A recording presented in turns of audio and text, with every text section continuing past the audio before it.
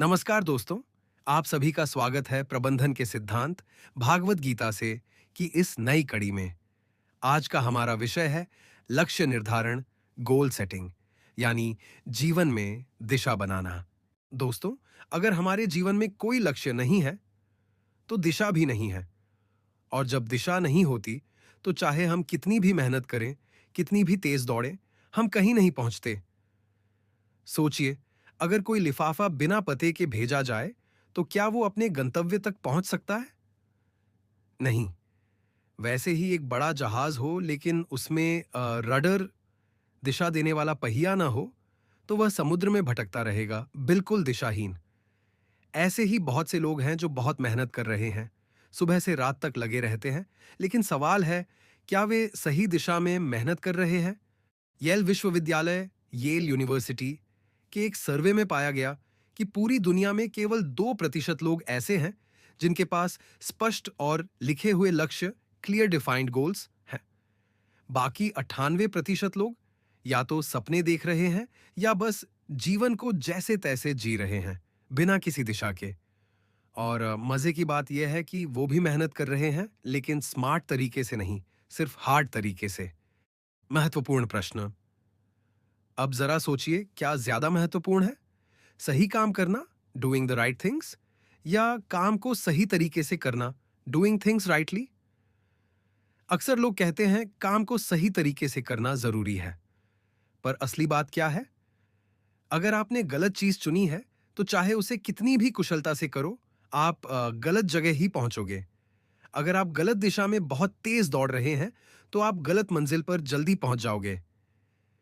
इसीलिए दोस्तों, सबसे पहले सही दिशा चुनो, फिर उसमें मेहनत करो।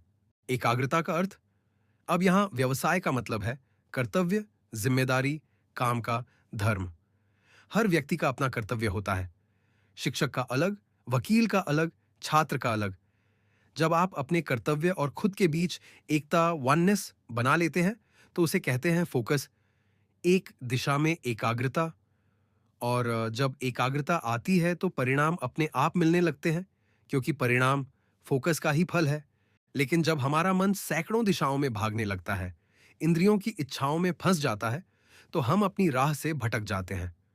और तब होता है एक खतरनाक बदलाव। अब आप मन के मालिक नहीं रहते, बल्कि मन आपका मालिक बन जाता है। दोस्तों, अगर आप अपने मन के कहे हर विचार को मानने लगे, तो वह आपको जहां चाहे वहां ले जाएगा, पर शायद आपकी मंजिल वहां ना हो।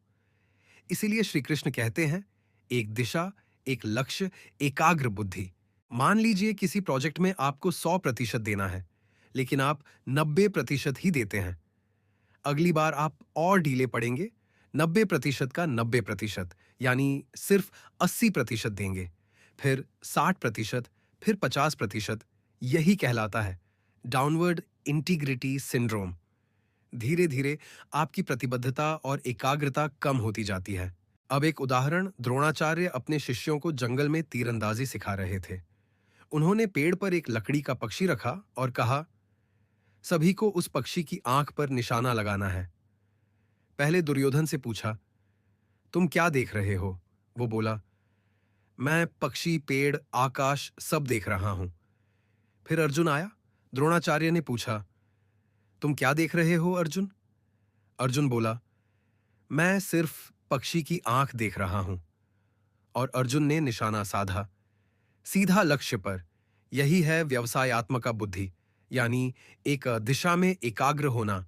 दोस्तों, इच्छाएं रखना गलत नहीं है, लेकिन उन्हें नियंत्रित और संतुलित करना जरूरी है। जब आप अपनी इच्छाओं को नियंत्रित करते हैं और अपने लक्ष्य पर टिके रहते हैं, तो आपकी भावनात्मक बुद्धि, इमोशनल इंटेलिजेंस भी बढ़ती है। श्री कृष्ण का यह उपदेश, एक दिशा में एकाग्र बुद्धि रखो, वास्तव में सच्चे लक्ष्य निर्धारण, ट्रू गोल सेटिंग की नींव है। और दोस्तों, यह तो सिर्फ लक्ष्य निर्धारण का पहला भाग था। दूसरे भाग में हम जानेंगे कि कैसे अपने लक्ष्यों को प्राप्त करने की ठोस कार्य योजना, मासिव एक्शन प्लान बनाएं। तो देखते रहिए हमारे अगले सत्र। हम आपकी सेवा में और भी प्रेरक विचार लेकर आएंगे। प्लीज सब्सक्राइब कीजिए। धन्यवाद। जय श्री कृष्ण।